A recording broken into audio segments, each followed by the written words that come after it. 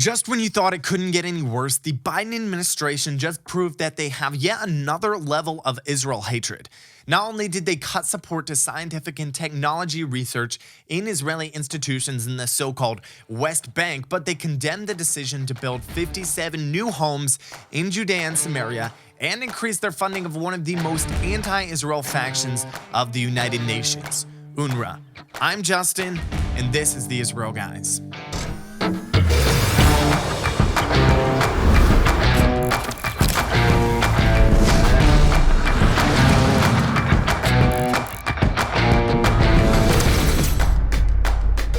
Welcome to the Israel Guys, where we believe that in a world of Jew hatred and anti-Israel propaganda, you should have a direct connection to the land and people of Israel. Welcome back to the show, guys. Great to be back with you again today here this morning. So we have some breaking news for you. Just this Monday, 2 rockets were fired out of Janine. Janine has been in the news a lot recently, the terrorist hotbed. The IDF have been going in, doing strikes there. There have been gun battles happening there.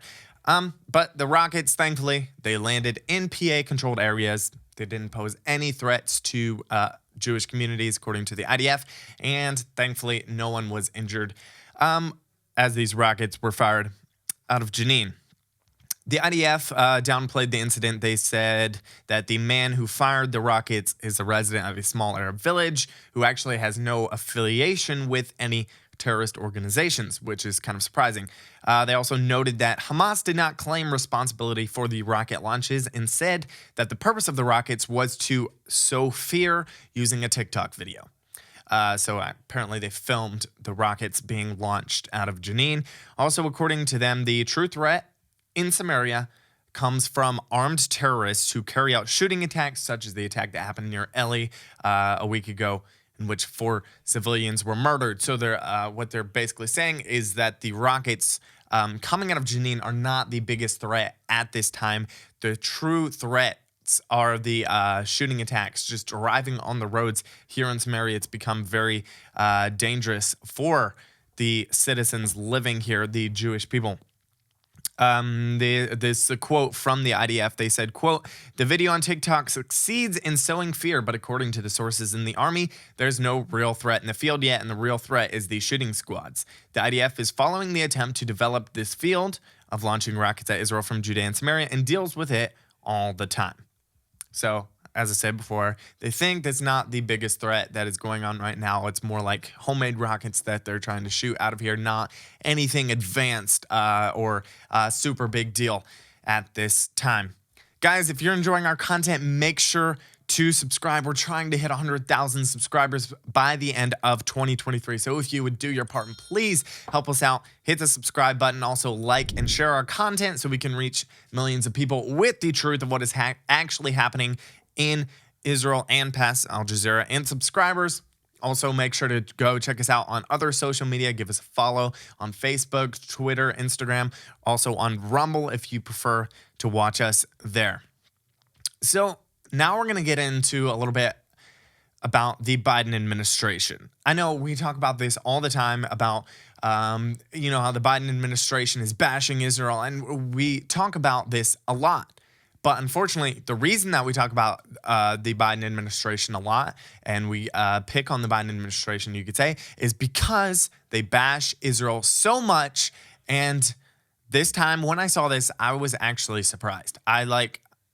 They took their level of Israel hatred, you could almost call it. They took this to a new level, and this is definitely too far.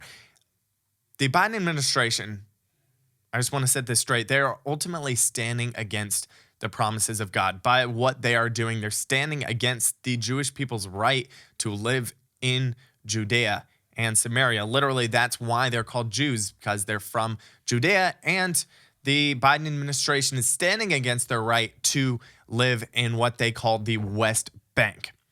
So this is according to Jewish Breaking News. This is the newest thing that the Biden administration did. Absolutely mind-blowing what you're going to hear. This is according to Jewish Breaking News. Quote, the United States says it is cutting support to scientific and technology research in Israeli institutions in the West Bank, East Jerusalem, and Golan Heights, returning to a long-running U.S. policy that had been reversed under former U.S. President Donald Trump. New guidance to U.S. government agencies advises that, quote, engaging in bilateral scientific and technological cooperation with Israel in geographic areas which came under the administration of Israel after 1967 is inconsistent with U.S. foreign policy, the State Department said. The decision will most visibly apply to Ariel University, a major academic institution founded in 1982 in Judea and Samaria. So they are cutting support to scientific and technology research in Judea and Samaria because they do not believe that Israel has a right to settle or to annex Judea and Samaria. They're ultimately saying that the Jewish people do not have a right to live in Judea. So, Republican Senator Ted Cruz, he responded to this decision by the Biden administration. He came out with a fantastic statement. Here's part of the statement. He said, quote, Joe Biden and Biden administration officials are pathologically obsessed with undermining Israel. Since day one of their administration, they have launched campaigns against our Israel allies that are granular, whole of government, and done in secret. This new boycott of Israeli Jews is yet another example. The State Department is telling the entire U.S. government not to cooperate with Jews in Judea and Samaria. And, of course, it was sent to Congress in secret and only revealed because reporters found out. The Biden administration defends funding scientific research in Wuhan with the Chinese Communist Party, but they're discriminating against and banning cooperation with Jews based on where they live. I will do everything possible to reverse this decision and prohibit such anti-Semitic discrimination by the U.S. government in the future. Ted Cruz absolutely nailed it here. Amazing statement that he put out here. Very hypocritical of the Biden administration. Yeah, they're defending, even funding scientific research in Wuhan, with Chinese communist human rights abusers, and yet they're saying because the research is happening in Judea and Samaria, the occupied state, then we're not going to fund any of this scientific research anymore. Imagine a world where hope is restored and shattered lives are rebuilt. This is the mission of the Shiloh Israel Children's Fund. Meet the Dahans, a typical Israeli family torn apart by terrorism. One night, their lives were forever changed as gunfire pierced their car, taking the life of their 8-year-old daughter, Liat. The aftermath left the family on the verge of collapse. That's when the Shiloh Israel Children's Fund stepped in. Through their whole family therapy program, the Dahans found healing and strength. Now, we have a chance to help 35 families just like them. Your donation to Shiloh will provide tailored therapy programs valued at $2,000, saving families on the brink of falling apart. Together, we can make a difference. Click the link in the description below to be a part of rebuilding the lives of Israeli families. Your compassion can transform despair into hope, darkness into light.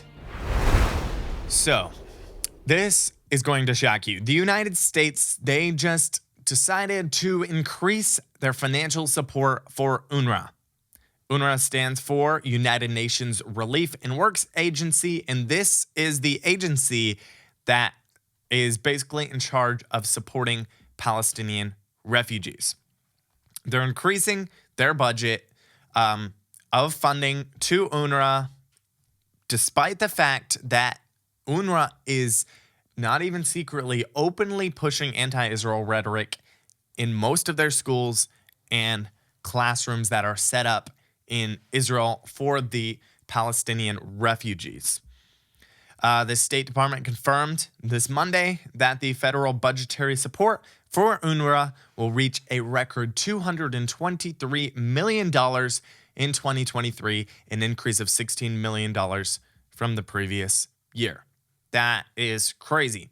According to Arut Sheva, this move comes despite criticism voiced by Barbara Leaf, U.S. Assistant Secretary of State for Near Eastern Affairs, at a recent meeting with members of the American House of Representatives Foreign Affairs Committee.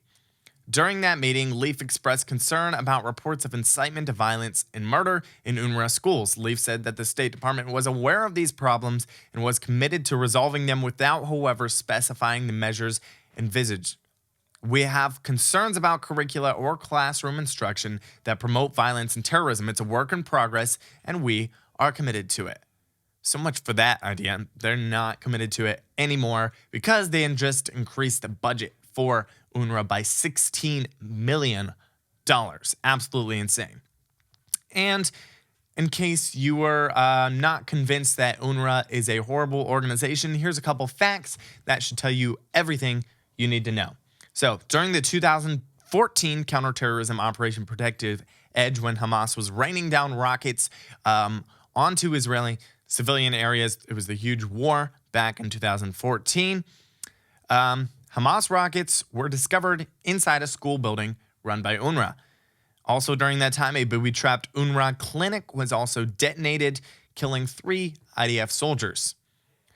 Aside from the massive amounts of explosives hidden in the walls of the clinic, it was revealed that it stood on top of dozens of terror tunnels, showing how UNRWA is closely embedded with Hamas. Also in 2021, a UN Watch report revealed that more than 100 of UNRWA's educators and staff have publicly promoted anti-Semitism and violence on social media, and that on numerous occasions the agency has failed to dismiss teachers who incited such hate.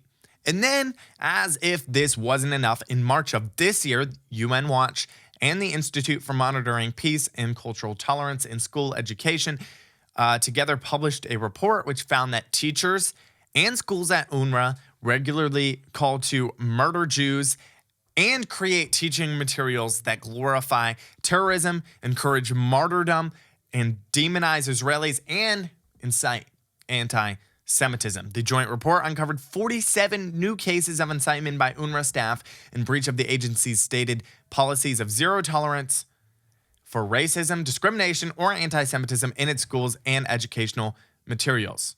They have a policy of zero tolerance for racism, discrimination, and anti-Semitism. That is absolutely crazy that they have a policy of this, and they're 100% breaking their own policy by promoting racism, discrimination, and anti-Semitism in the biggest ways possible. The institutional teaching materials created by UNRWA's own education departments and staff include over 300 pages of content labeled for use between 2021 and 2023, obtained from at least 5 separate and freely available open source platforms spanning grades 5, 6, 7, and 9 across 10 verified UNRWA schools. Guys, this is absolute insanity. The Biden administration just decided to increase funding to this agency, to UNRWA. And there's no way possible that they don't know that this is a corrupt agency. Like, it's out in the open for everyone to see what they're doing, that the leaders are corrupt, that they're promoting anti-Semitism and violence, and they've even been found to be aiding and abetting terrorists to murder Jews. This is absolute insanity. President Trump did very well to stop the funding to UNRWA, but of course the Biden administration wants to reverse anything that Trump did. Very bad that Trump did this. So they want to reverse it, and of course they're doing the complete opposite and adding funding to this horrible, horrible organization. Guys, we're going to end with some good news. Israel just seized crypto wallets that were tied to Iran's Quds Force and Hezbollah. Defense Minister Yoav Gallant said quote, the extensive and precedent-setting effort over the past week resulted in the confiscation of millions of dollars worth of digital currency earmarked for terrorism. It's really great. The Quds Force is the branch of Tehran's Islamic Revolutionary Guards Corps, which are responsible for external operations. They're giving money all the time to Hamas, to Hezbollah. These are their proxies in the Middle East. Yoav Gallant said, quote, whoever finances terror or maintains economic ties to terror groups are targets just like those directing terrorism. There is a clear connection to terror that originates in Iran, which is the financier and purveyor of terrorism against Israel and many countries around the world, both directly and through its proxies. So, good news. They just captured a lot of money that would have gone directly to terrorists. Guys, remember to subscribe. Let us know what you think in the comments below. And as always, tune out the fake news and tune into what is actually happening here in the land of Israel. We'll be back every Monday through Friday with your direct connection to the land and people of Israel.